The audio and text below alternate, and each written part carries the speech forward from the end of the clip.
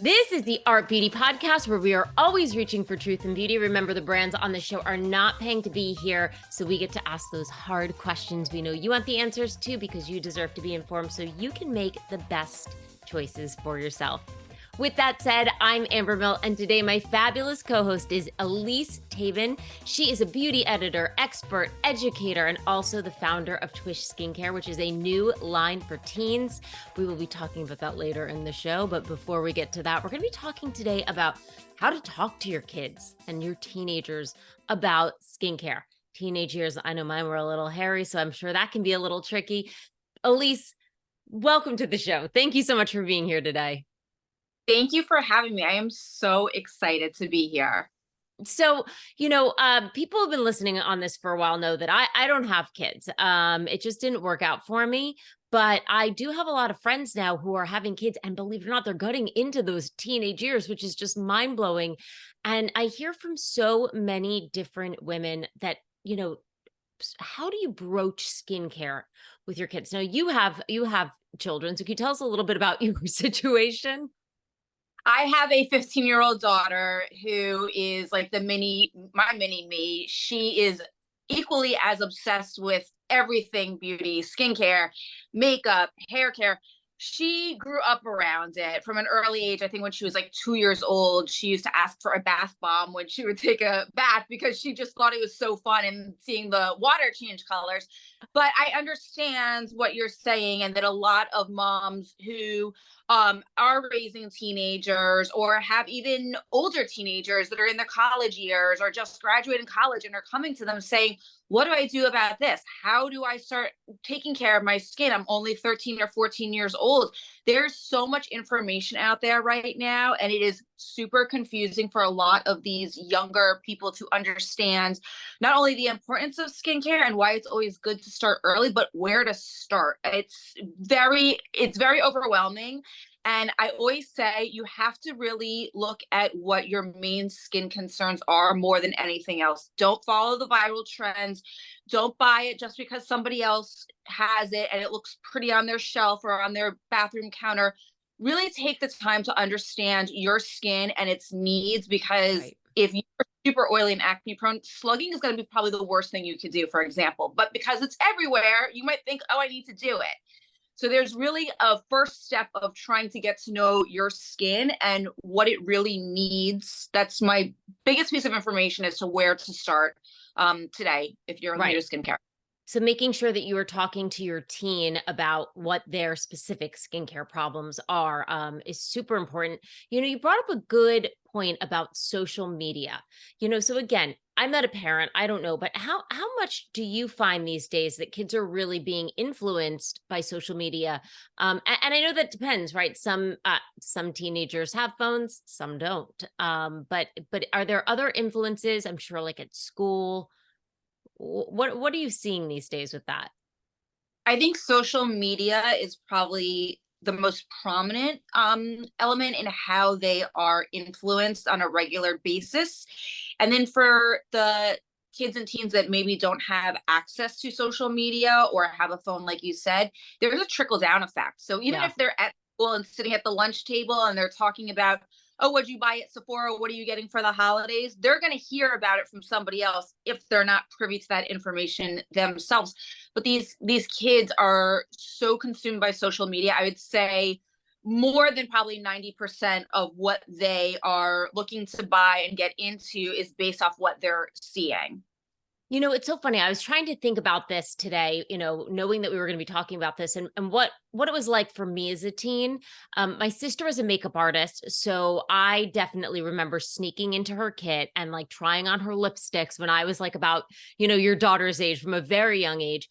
But then I was thinking, I lived in sort of I wasn't in a big city. I was in a more of a rural area. And so I'm trying to remember, like, was it like teen magazine that I was reading, to see Why? bits of, I do remember Aussie Scrunch Spray. Do you remember that? Right. Yes. And it was like everybody had it. Right. But I feel like these days, I mean, with between TV and just walking around, I mean, going to the mall, you're just bombarded. We didn't have stores like Sephora. Yeah. when I was a teenager. So I imagine now it's got to be overwhelming for kids and also for parents. So I think it was really good. You talked about, paying attention to what your teens' needs are. But when do you feel like it's good to even start talking about things like basic grooming? Brushing your teeth, making sure you're showering, washing your face at night. I've always been a big believer. Not everybody agrees with me, but for me, and something that I instilled in my daughter very early on, was your face is part of your body. Just like we're taught at a very young age, we teach our children to brush their teeth. I mean, they're using baby toothbrushes and toothpaste as early as a few months, 6 months old. They are learning to take proper showers, to wash their hair, wash their body parts. And I've always believed that your face doesn't need to be neglected in your whole hygiene and grooming routine. So for her specifically, I started at a very young age. I want to say maybe she was like 4 or 5 years old, with when you go into the shower, you're going to use, and she was using like the most basic. And I think we even actually started with just water, just to get her into the habit of doing it, of washing your face. Let's put some water on your face, maybe take a washcloth that was clean and just kind of pat it down. So she got into the habit of it. And she would say to me, like, I don't understand why I put soap everywhere else and in my hair, but we're not using soap on my face. I said, okay, well, let's get there. Little cleanser, actually, not soap, but let's get there. And I slowly worked her into it. And as she got older and started having more concerns with her skin, she's eczematic, so she has some dryness. So we had with dryness first, and then around the age of, I think, 11 or 12, we started with some of the whiteheads and blackheads. So we started that. But I think that there's really no too early age, if you will, to start it, if you're talking about like just basic cleansing, because as children start to develop, their bodies change and their skin changes, and they start to produce more oil on their face, and they're playing sports, and you want to teach them that it is proper hygiene to wash your face, just like you are going to brush your teeth in the morning before you go to school, and brush your hair and put on deodorant when you get to a certain age because you need it, and all these things that we do naturally as adults that as children they don't know to do, and so they have to be taught. So I think it's a lot about where they are in that particular stage of life and where it's acceptable, but also that there's no harm in teaching your kids proper grooming, and especially if it's something that maybe you weren't taught as a teenager or a child, but it's important. Teach them before it becomes a problem.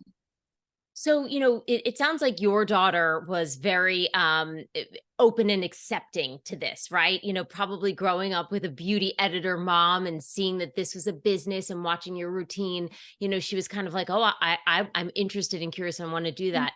What about when parents have kids who are really reluctant to that? And I think I don't want to say this. I'm sure there's a lot of boys who are very open to it, but I think of that, boy who might start to go, because in the teenagers we're having massive hormonal shifts too, Yeah. right? And have that teenage acne, and maybe he's just embarrassed about it and doesn't want to talk about it. What advice do you have for parents to sort of broach that subject with their teens? I have had this conversation with so many of my friends who have sons, and they say, I cannot get my child to wash his face for the life of me. And I tell them, don't fight with him. When if he doesn't want to do it right now, he will get to the point, or she will get to the point when they will want to do it. There's some times when you just have to let them kind of figure it out on their own. You can introduce it to them and the concept, but if they're going to be so reluctant and say, I am not washing my face, and they're going to fight you on it, they might have to take it upon themselves that when they're ready to start to take those hygiene steps and just start to do it on their own. But I always say, leave a bottle of cleanser in their bathroom, let them know it's there. If you notice when you go in after a couple weeks that, maybe they don't tell you they're washing their face, but you can tell that it's a little less full, then they're doing something right. Maybe they don't want you to know. Sometimes it's just an embarrassment thing. It's like, we've all been there, like, stop it, mom. I know. I don't need you to tell me. Um, and other times there's the kids that will, come to the moms or the dads and say, I'm breaking out. I don't know what to do. And maybe the face wash isn't enough. Maybe I need something else. Um, it's partially just growing up and Right. learning to take care of yourself, but also, again, with this whole influence and with the teenagers, I see, especially with boys, once they reach about 14, 15 years old and they start really becoming in tune to their appearance, and girls, and they want to have clear skin and look good, that they'll be more inclined to take care of their skin and start to practice some of the skincare habits. And girls on the other side start to do that at an earlier age, and I Right. think that just part of just, like nature and just how we are as human beings. I mean, it's gotta be so tough too, right? Like for people with like cystic acne, that has to be so. Yeah, I'm sure as parents, you want to be very sensitive to not make your Yeah. child feel worse about it, but to make sure that you're handling it. Do you have tips on that, like when it's time to actually see it like a professional and specifically a doctor? I think that when you're let me back up a second. When you know that your child is suffering from anything, right? Whether it's skin, whether it's something medical, whether it's maybe something emotional, you obviously want to do whatever you can as a parent to make them feel comfortable and feel confident. And I do whatever I can in my power. And I know a lot of parents feel the same way, but you also don't want to make them feel bad about it. So it's a Right. very fun line about how do I talk to them about it without making them feel like they're like I'm pointing the finger at them, or they're being judged, or that all I look at on them is their skin and not look at anything else that makes them who they are. So I think it's about just being honest and having real conversations. I mean, yelling and screaming and making somebody feel bad about something that they can't control, like acne, is never the solution. And if you're not the person that can talk to them, or they don't feel comfortable talking to you about them, maybe it's somebody else. Maybe it's a friend. Maybe it's a cousin. Maybe they will feel more comfortable talking to a doctor, or even if it's, an influencer that they can talk to that might have gone through similar situations. As long as they can find somebody that they feel confident in discussing what they're dealing with and what they want to fix about it, I say that's totally cool. Whatever works. It doesn't necessarily always have to be the mom or the dad, because sometimes they don't want to tell us. They want to tell somebody who isn't going to be in their house and riding them every 5 seconds about, did you put on your medicine? Did you take your pill? Did you do this? Did you wash your face? So I always say that however you get to that end goal is okay, and just do it. But also for the parent who has tried everything and they say, okay, we did all the at home products, we did the treatments, and now I need to do the next thing, my last resort. Where do I turn?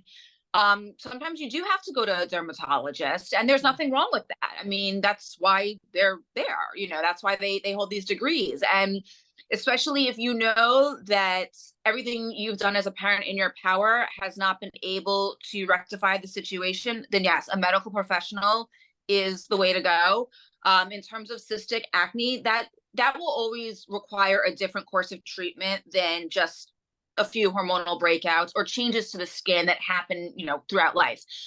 So when you know that there is acne that is just not calming down, and it's super inflamed and red, and there's just nothing that's helping to make it get any better, even if it's only 10% better, then that's the time when you really need to go find a dermatologist in your area that you trust who can help, because not treating it is almost worse than Right. whatever they're going to put you on for medication, because that can cause a lot of emotional distress and scarring and changes to the structure of the skin and damage. And then you're in a whole nother set of problems that are much harder to correct and that will be around for a lot longer than your teenage acne. I want to go back to something that you said, and I really want to echo this because I've got 13 nieces and nephews. Wow.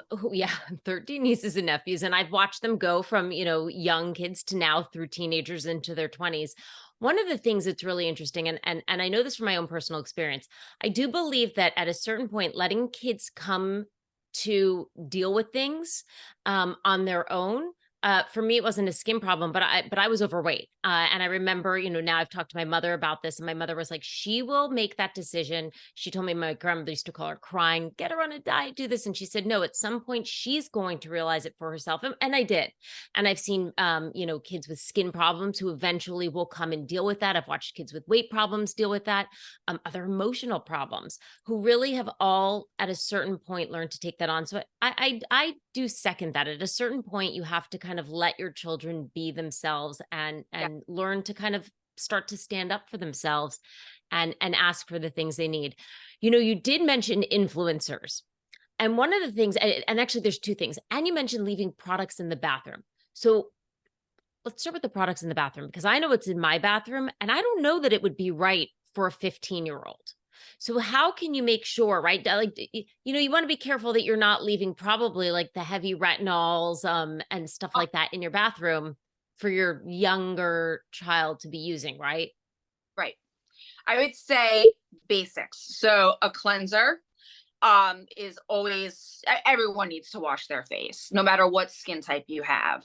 And if they're not going to wash it in the shower, they can do it at the sink. If they're not going to wash it in the sink, they can do it in the shower. If you can only at one point get them to wash it at the end of the day when they come home and get everything off their skin, so be it. Maybe they'll wash twice a day. It really depends, again, back to their skin type and what their skin needs.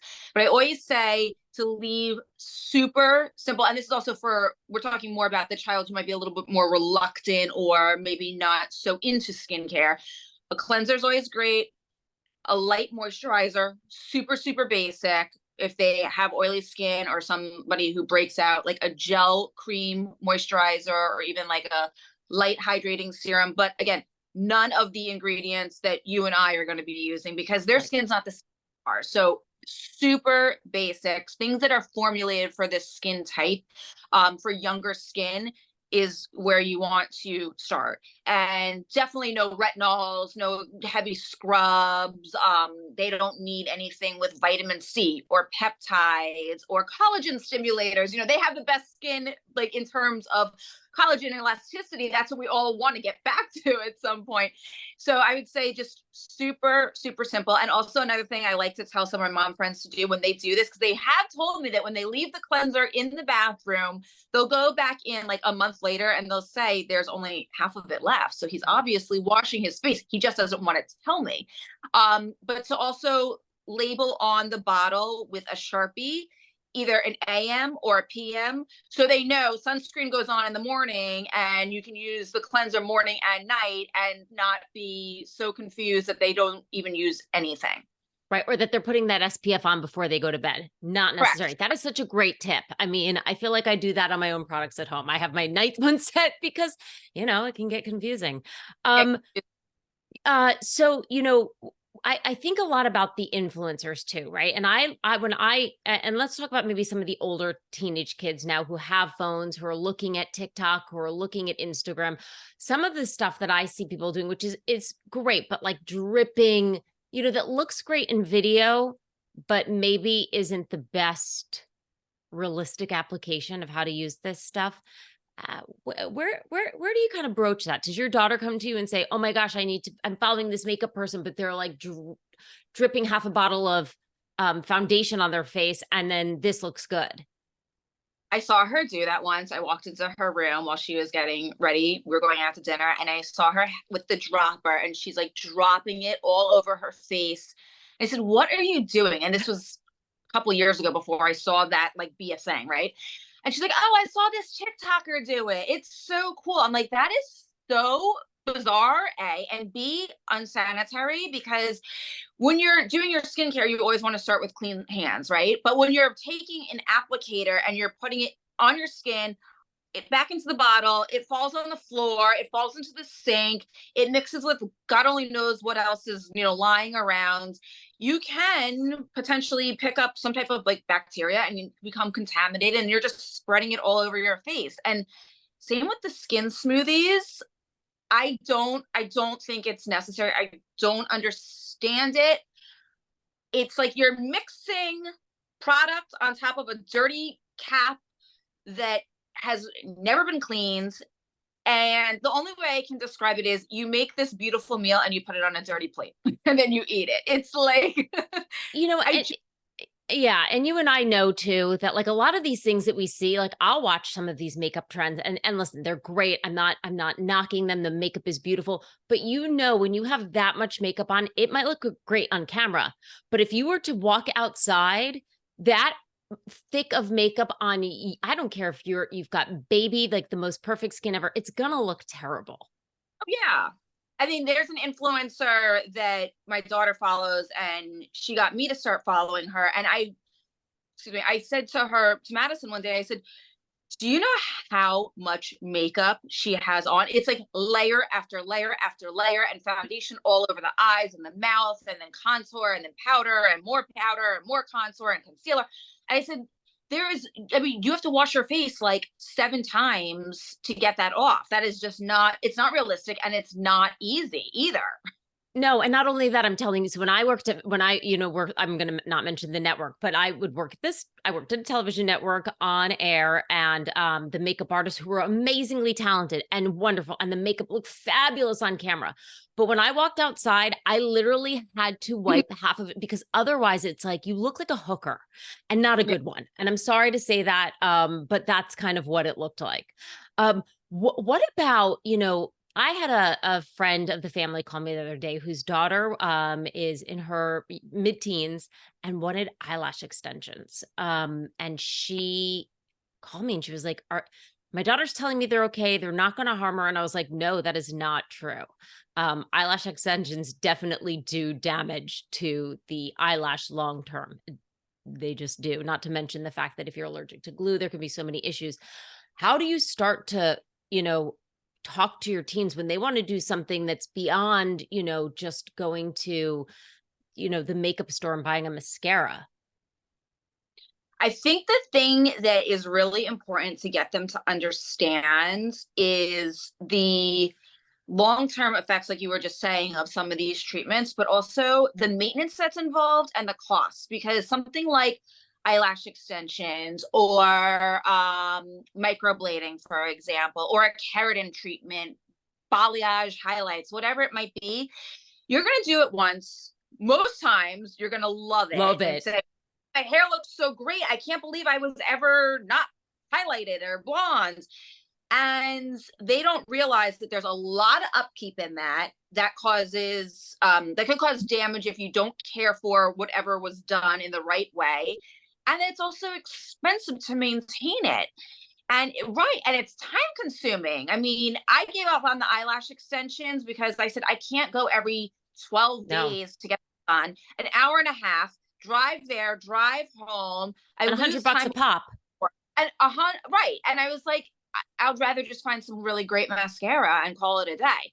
Yeah. And there's this whole idea of, oh, I see it, so I have to have it, but they don't really understand all the different layers that come along with some of these treatments.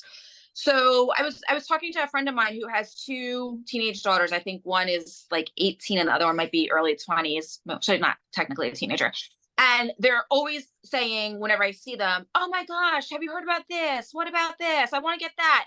And I said to her, before you let them do anything, let them do their research and let them see what really is involved in the whole entire process, from like soup to nuts, of going to make the consultation, getting the treatment done, seeing how much time you have to take off to do it, what it's going to cost, who's going to pay for it. Just because you have doesn't mean that they're obligated to pay for your eyelash extensions and your highlights. Some of us do, but I think it's very important that we teach our children there's a cost involved in all of this, and also what the potential downside of this is. If you start highlighting your hair way too early, you can have extreme breakage. You might not ever be able to get your hair back to the state that it was before you started, because it just is not gonna be so healthy and strong and shiny. And then there's just things that, as a parent, you have to make a judgment call and say, you know what, I don't think eyelash extensions are necessary for you. I don't do them. I don't believe in them. I don't think they're necessary. You don't need them. Or maybe, it's a conversation of, well, I didn't do that until I was 40 years old and I can afford to pay for it myself. So when you're 40 years old and you have the money to spend however you like, then you can make that decision. There's a lot of different ways, I think, to skin a cat, if you will. But as a parent, you still need to be honest with them and explain to them. Also, some of these treatments are like here today, gone tomorrow. Yeah. So you might want to do it now and then you might regret it. And you might say 3 years down the road, why did I do that? Maybe I didn't really need to get that done. I begged my mom and my dad so much to get a breast reduction. Now I wish that I didn't do it because I wish I would have had what I had before, or I wish I didn't change it because I grew into myself. So The, a lot of it the, is kind of having these open conversations and really just yeah. be honest with them about it. The one that makes me cringe is the buccal fat remover. I'm like, please don't do that. Right. I had such a round face, I would say till I was about almost 30. And now it's like, it's just not. And had I removed that fat, it's like, you're going to look not good. Mhm. So, and some of these trends, I tell people, even Botox, I lived in Bay Ridge, Brooklyn, which is very like, hip area of New York in terms of like very bougie in a lot of ways. And I'll never forget, I was in my early 20s and sitting with a woman who was like, oh, my 20-year-old daughter and I get Botox. You should be doing Botox. It's preventative. And look, I love Botox. I didn't start till I was 35. Botox is a slippery slope because then, as you're talking about, it's that cost, it's maintaining it. And they've also found that there's long-term kind of downsides of Botox, right? If you paralyze the muscle forever, you're going to have thinner skin. Starting Botox in your 20s, don't do it. I'm sorry. Just don't do that. I think there are things like I know young people who I remember in high school who would have rhinoplasty. I thought that was can be life-changing. What do you think about people getting like lip injections and boob jobs in their teens? I don't think it's necessary because you're not fully developed. You haven't stopped growing. So decide Mhm. at 17 years old that you need to get breast implants when you might, go to college and put on a few pounds because your life is going to change. You might fill out, you might change. Sometimes it's just a changing your diet that can make your fat redistribute, and gain weight in areas where you want it. I know we can't control that, but I think that there is, as a teenager, unless if it's medically necessary for a medical purpose, like you cannot breathe, and you need to have a rhinoplasty because you just have such a bad deviated septum that like life is unbearable. But if you're doing it for cosmetic reasons, give it a little bit more time. There's no Yeah. reason to rush into it because A, you might not be thinking that this is really the ends all be all. Once you start with plastic surgery and you start with the non-invasives and you start really kind of like pinpointing like, oh, it's my nose, now it's my lips, now it's my chin, you become a slave to always finding something that is either a flaw or an imperfection or that isn't good enough, and you're like, I want to fix this next. Yeah. And that teenagers and young adults have enough pressure on them just to get through school and start their lives and be, just live and experience all the things that you should when you're young, that adding all of that into it is just not necessary at all. I really don't believe in it. And it's funny because my daughter and I were talking about something the other day and she said, well, one of my friends is getting a nose job. And I said, first of all, she's like 15 years old. Like, who is in their right mind is even operating on this child because she's so young, like Yeah. not okay. But I said, I don't think it's really necessary just yet. She might want to wait a little bit longer and see How the how rest of her things. face develops. Right, Yeah. right. I think what's really nice, Elise, is that you're kind of telling parents and giving them permission um to say no or to say, hey, let's pause, and not necessarily no just because, but giving some really good reasons for that. I do want to talk about your skincare line, which you developed with your daughter. Yeah. Tell us about Twish.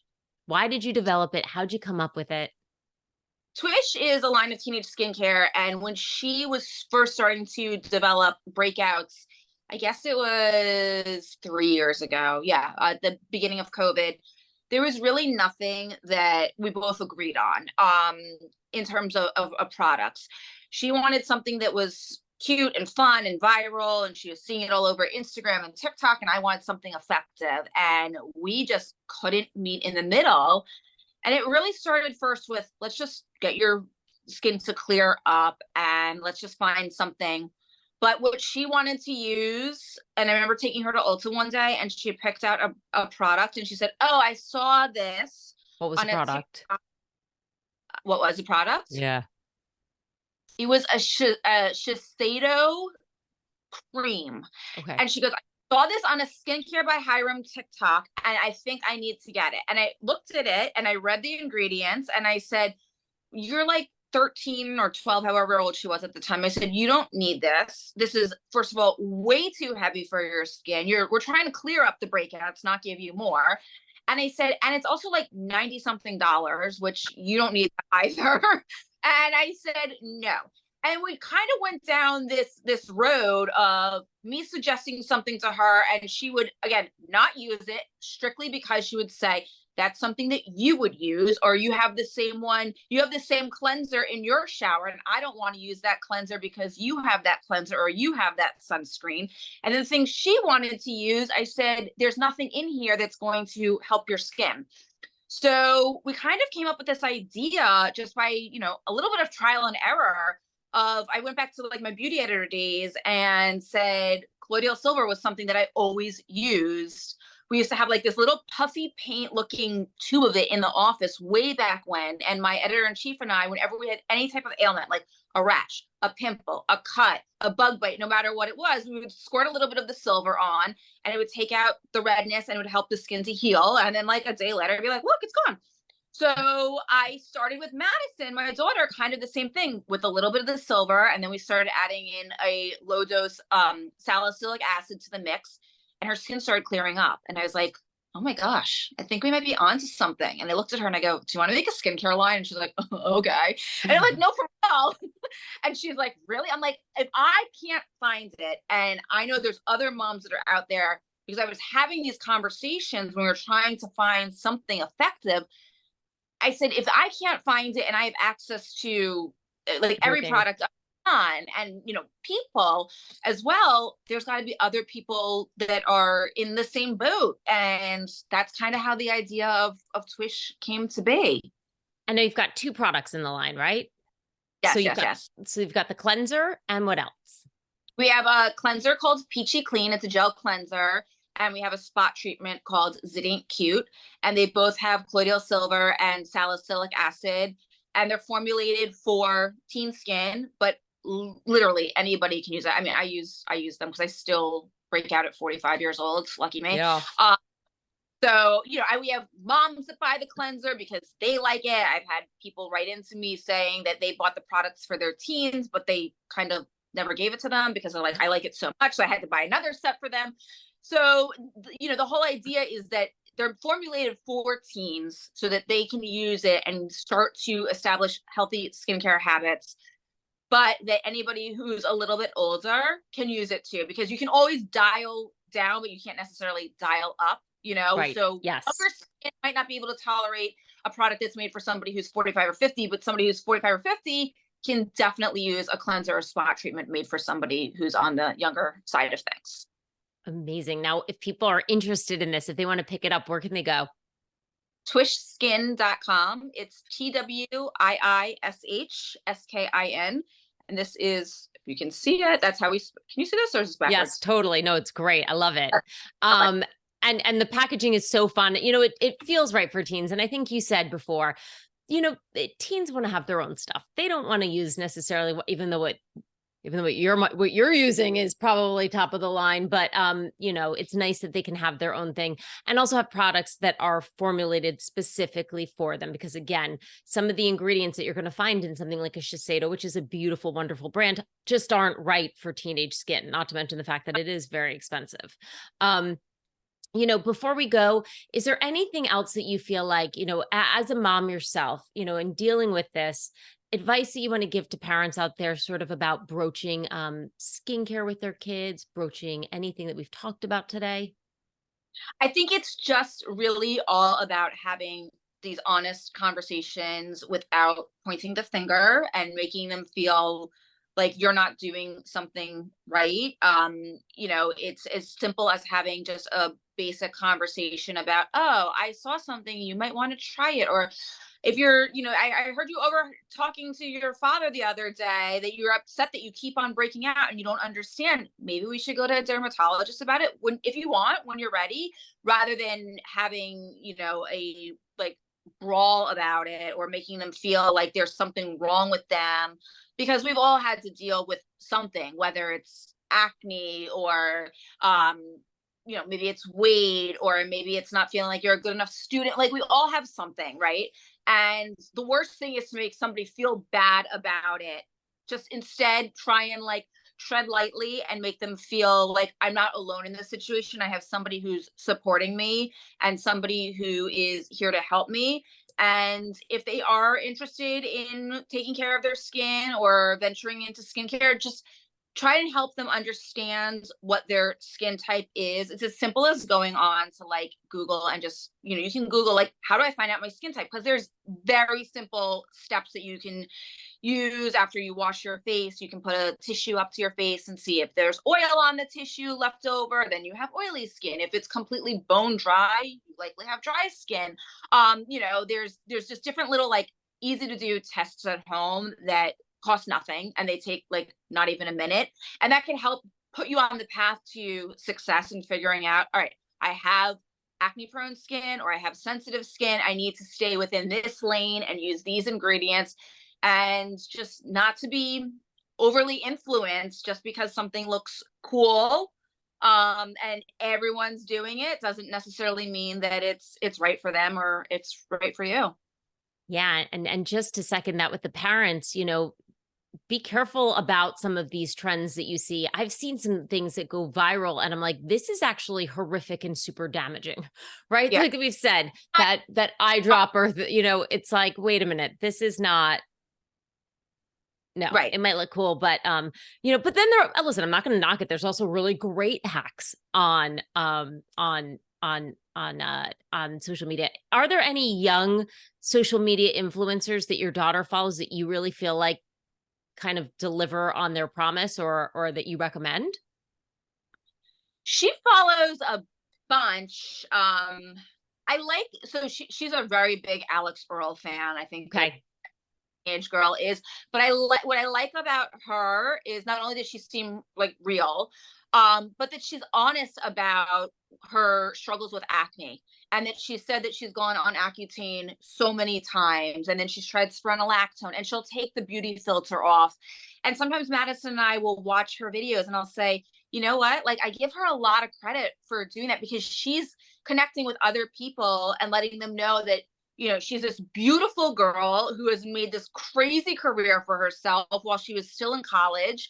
And everybody wants to, you know, all these young girls want to be like her, but she's taking off the filter and showing them like, this is who I really am. And this is something that I struggle with. And just because I do doesn't mean that I can't have a football and an NFL football player and I can't live in this crazy, beautiful apartment in my, I can still have it all too. And so can you. And like, Yeah. I'm still my solution. I said to my daughter, I'm like, that's really cool because it makes it more, it makes her more human. And I think that some of these influencers lack that, and everything is just, you know, rainbows and unicorns and everything is wonderful and I look perfect all the time. And I think that there has to be a human side to it because at the end of the day, we're all humans. And you know, to pretend that everything is always perfect and our skin is always perfect and our hair is always, I mean, I didn't wake up looking like this morning. Okay. Oh no.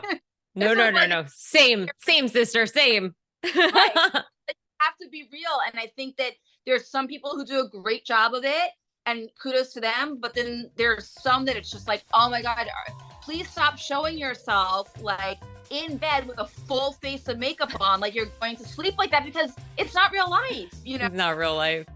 Oh my gosh, Elise, I love you. I could talk with you for hours and hours. If people want to know more about Twish, they can go to twishskin.com. And again, that's TWiiSH skin.com. I will have a link in the show notes. And if they want to reach out to you and follow you on socials, how can they find you? Please do. I am on Instagram. My handle is Elise Tabin. I also have a website, elisetabin.com, that I'm going to get back into putting up content, all types of fun beauty content. And I send out a newsletter there too. And TikTok. It's Elise Tabin 12 on TikTok. Amazing. Thank you so much for being on with us today. I've loved talking to you. And if you're listening at home and if you've got questions that you want to send to me or you want me to pass along to Elise, I'm always happy to do that. Email us at hello@artbeautypodcast.com. You can find us on Facebook, Instagram, and YouTube at Art Beauty Podcast. And as always, we'll see you next Tuesday. Bye.